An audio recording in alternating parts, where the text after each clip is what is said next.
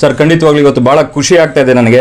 ಏಕೆಂದರೆ ನಮ್ಮ ಕರ್ನಾಟಕ ರಾಜ್ಯ ಕಾರ್ಮಿಕ ಪರಿಷತ್ತಿನ ರಾಜ್ಯಾಧ್ಯಕ್ಷರಾದ ನಮ್ಮ ಡಾಕ್ಟರ್ ರವಿಶೆಟ್ಟಿ ಬೈಂದೂರವರು ಇವತ್ತು ನನಗೊಂದು ದೊಡ್ಡ ಜವಾಬ್ದಾರಿಯನ್ನು ಕೊಟ್ಟಿದ್ದಾರೆ.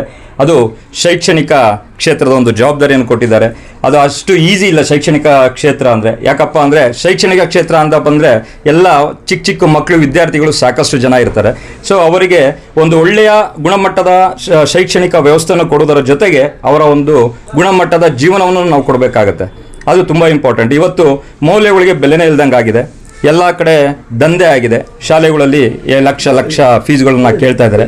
ಸೊ ಅದನ್ನೆಲ್ಲ ಕಡಿಮೆ ಮಾಡಿ ಮಕ್ಕಳಿಗೆ ಒಳ್ಳೆ ಗುಣಮಟ್ಟದ ಶಿಕ್ಷಣವನ್ನು ನೀಡುವಂಥ ಒಂದು ನಿಟ್ಟಲ್ಲಿ ನಾವು ಹೋರಾಟ ಮಾಡಬೇಕಾಗ್ತದೆ.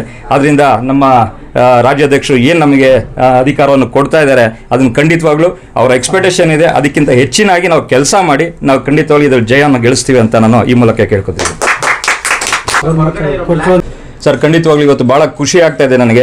ಏಕೆಂದರೆ ನಮ್ಮ ಕರ್ನಾಟಕ ರಾಜ್ಯ ಕಾರ್ಮಿಕ ಪರಿಷತ್ತಿನ ರಾಜ್ಯಾಧ್ಯಕ್ಷರಾದ ನಮ್ಮ ಡಾಕ್ಟರ್ ರವಿಶೆಟ್ಟಿ ಬೈಂದೂರವರು ಇವತ್ತು ನನಗೊಂದು ದೊಡ್ಡ ಜವಾಬ್ದಾರಿಯನ್ನು ಕೊಟ್ಟಿದ್ದಾರೆ.